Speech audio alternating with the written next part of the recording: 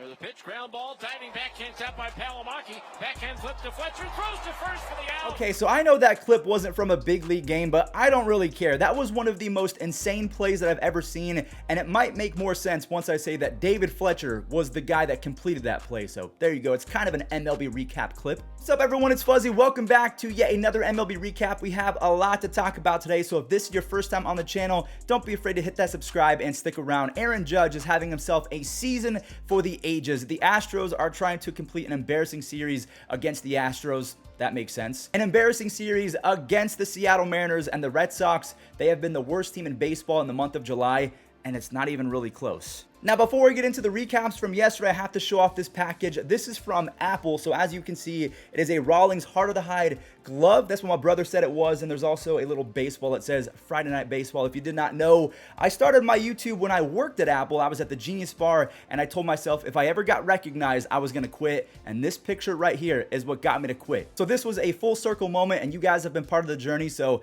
I had to show you. That was amazing. This is so cool. Now, before we talk about the Cardinals game in general, let's talk about the two best players on the Cardinals, Nolan Arenado and Paul Goldschmidt. Goldschmidt, he is running away with the NL MVP, but he's not going to be able to add to his stats because he will not be allowed in Toronto. Arenado and Paul Goldschmidt are probably the two biggest players that have come out and said that they have not been vaccinated. So according to Canadian rules, they will not be allowed in the country. They've effectively been banned, which is not good because the Cardinals are 1.5 games back of the Brewers and they need their two studs. Joey Votto and Paul Goldschmidt have been trying to see who is the better talent. Votto, he smokes a 3-run shot for his 339th career home run, and Paul Goldschmidt, he's been just as good for almost as long as Joey Votto, but prime Joey Votto was a different animal. Goldie launches a 2-run shot for his 303rd career home run. You have Tyler Naquin and Matt Reynolds torching Miles Mikolas even more. So this second home run of the game for Paul Goldschmidt, it was in fact futile, as the Reds bullpen clutched up for once and they held the offense scoreless. So there you go. Paul Goldschmidt, he went off,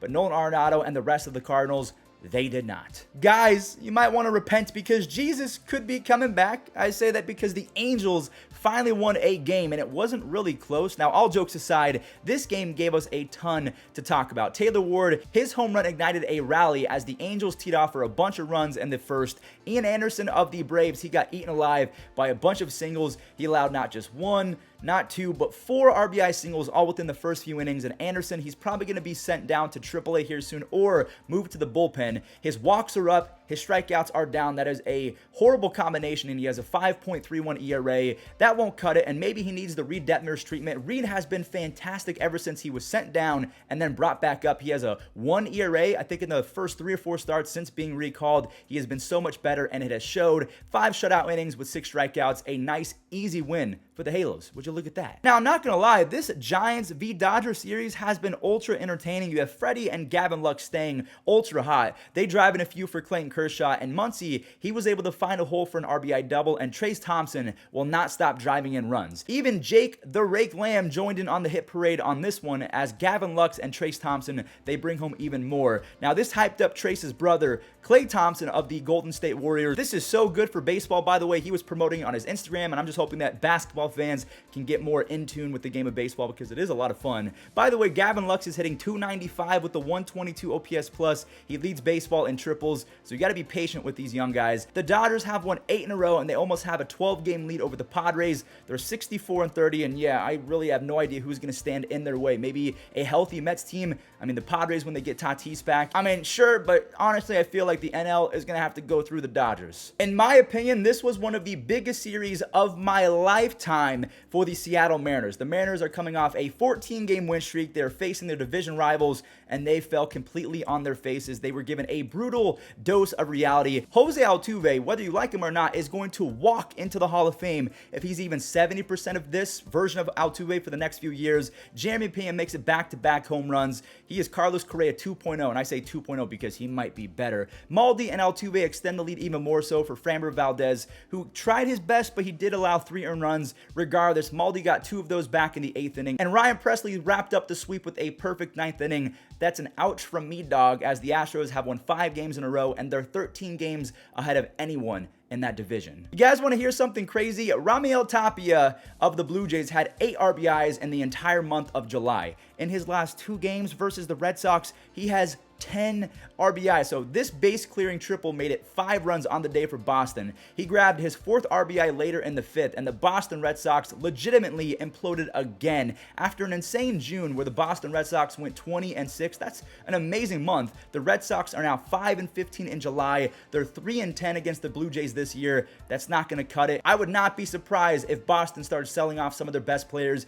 JD Martinez, Xander Bogaerts, those are the first two because they're free agents after this year. Get as much as you can because you're not very good right now. Now, I guess to kind of shed some light on some better news for the Boston Red Sox, David Ortiz, Big Papi, was in fact inducted into the Hall of Fame yesterday, so I wanted to show off the plaque. I got to go back to Cooperstown. I think it's been over a decade. I got to see all that has changed. Carlos Carrasco and Joe Musgrove were fighting for their lives in this one. They were both electric through 5 innings, and yes, I am setting it up that runs were scored in the 6th. You have Polar Bear Pete coming up huge. He's never going to hit 310, but this guy is legitimately one of the greatest power threats that has ever existed. 81 RBIs, 25 home runs after that swing. He grabs his 4th RBI of the night later in the 7th. The 9th got a little bit scary for Mets fans until Sugar came in. He threw a blanket over the fire. He now has 21 saves, and honestly, my grandkids are going to hear about Edwin Diaz because he is easily one of the nastiest pitchers I have ever seen. Now, this next one, it's almost hard to put into words how impressive Aaron Judge has been, but real quick, I want to talk about DJ LeMahieu. He doubles in Jose Trevino, and DJ now owns an insane 390 on base percentage for the season, so I wanted to talk about him real quick, but the story obviously is Mr. Judge. He smacked his 37th home run. Like, I need to say that again. It's not even August yet, and Aaron Judge has 37 home runs, 81 RBIs, 9 stolen bases. 99% of baseball players would be content with having that type of season over the course of an entire season. He has done that before the month of August. He has 2 months left. He is on pace to hit 62 home runs. Anyways, enough fanboying. IKF has been better as of late. He actually is hitting 300 over his last 9 games. Trevino's story keeps on getting better and better along with Nasty Nestor, who might be back to being Nasty Nestor because he wasn't very good for a while, but he tossed 6 shutout innings without walking anyone. He struck out 7. That was a reminder game. I know I said that the Orioles are here, and I think that they're ahead of schedule, but yeah, the Yankees, they are better right now. Now, in this next one, we're going to fast forward to the 6th inning between the Nationals and the Diamondbacks. That's because Keibert Ruiz had himself a day. Now, he put the ball in play for a second hit, but he doesn't get credited with an RBI because it scored on an error. Josh Bell did get credit for an RBI on this swing with his double tying up at 3 runs apiece, and the reason why I said Keibert had himself a day, his 3rd hit of the day seals it for Washington. Finnegan gets the 4-out save to end it, and Keibert, he hasn't been exactly what we expected, but he's a 24-year-old switch-hitting catcher who almost never strikes out. Yeah, he's going to have a place in this league for a long time. Bobby Wood Jr. has been disgusting over his last 11 games. He's hitting .365 with 9 home runs and 7 stolen bases, which is silly for a 22-year-old. Now, even though Tampa Bay did score 2 off of Keller, I would say he did great. His 7-inning performance kept Kansas City in the game long enough for Hunter Dozier to help out, and MJ Melendez doubled in 1 more just for fun. Kansas City has the 4th worst bullpen in Major League Baseball, so seeing them shut it down, that was kind of nice. Luis Urias of the Brewers has been very good since being traded there from the Padres, and same with Hunter Renfroe, but he came from the Red Sox. They each drive in a pair of runs, only to have that lead taken away by a Rockies comeback. But not to fear, the Brewers have Tyrone Taylor. Okay, that did not last too long as Elias Diaz unties it on a big-time 2-run single in the 7th inning. But the Brewers got that dog in them. They tie it right back up thanks to Brasso and Tellez. So now it's 8-8, and Andrew McCutchen has a chance to be Andrew McClutchen, and he does it. He clutches up. Over his last 20 games, Andrew has a near 825 OPS, which is pretty solid. Josh Hader, he appreciates the effort. He converted his 28th save, and the Brewers have now won 3 in a row. Now, the A's did hit 4 home runs in this one, but you're going to have to be patient to see them because they for sure didn't hit them off of Martin Perez. Martin got some huge help from his lineup as Jonah Heim doubles and Corey Seager, and Adolis Garcia popped off for his 17th home run. Leody Taveras has been insane this year. He stays hot, and then Corey Seager adds to the lead, and 3 RBI singles later, this game is completely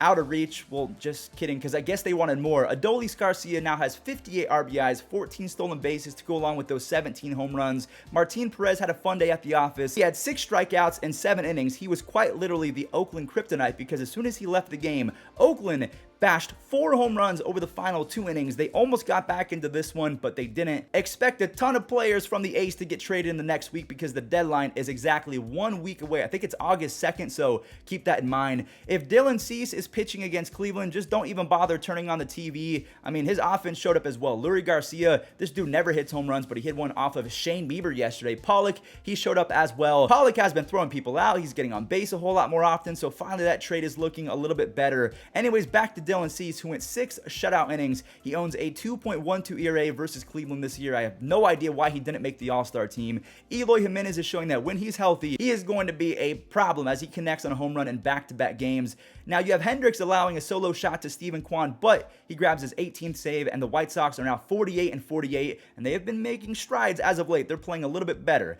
Now, I would argue that this was by far the most embarrassing loss for the Tigers all year. Like, they played with zero passion. Sonny Gray was fantastic, which was bad for the Tigers because they allowed a few runs early on sloppy defense. Sonny dazzled against the hapless Tigers offense. He struck out 7 and only gave up 1 run. And then Minnesota, they said, hey, let's start a rally. And they really shoved it in the faces of the 23,000 people that decided to show up to Comerica, which was a terrible idea. Sanchez and Miranda, they both had RBI extra base hits to make it almost 10 runs on the day. But yeah, a tough one for Tigers fans, who are now in last place in the Central. All right, moving on. For the first time in a while, Sandy Alcantara did not throw more than 7 innings, but even though he gave up that bomb, I mean, that was a bomb to O'Neal Cruz, he was still very impressive. Brian De La Cruz and Jesus Aguilar combined to give Sandy the lead, as Sandy struck out 10 hitters over 6 innings. He has a 1.18 ERA and a .9 whip, which are both number 1 in the National League. Yeah, the Marlins bullpen folded, and they stole a win from Sandy. Yoshi Sasugo ties it up on a 2-run single, so we needed some free baseball, and we head to extras where Nick Fortes and Miggy Rowe do some damage, and good thing that they did, because Pittsburgh ended up scoring 1 in the bottom of that inning, but they only scored 1, so they end up losing, as Miami escapes with a close W. This was a fun game to watch, in my opinion.